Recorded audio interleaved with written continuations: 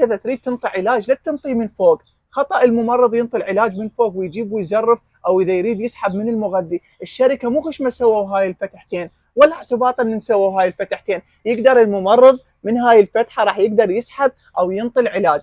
فانت بلغ الممرض اللي اذا عندك مريض واجا ممرض ينطيك مغذي او ينطيك علاج بلغه بهاي الطريقه، وامنعه انه ينطيك العلاج منه.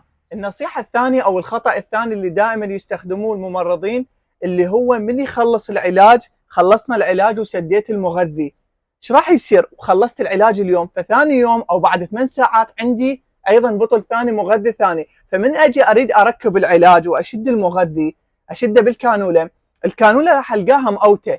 فالممرض هنا ايش راح يسوي؟ راح يقول لك سهله، هسه انا افتح الكيا، راح يجي يشد المغذي ويفتح العلاج ويطعج الصونده، يطعج الصونده حتى يفتح لك الكانوله لان مأوته. او ايش راح يسوي؟ طريقه ثانيه، راح يجيب نوع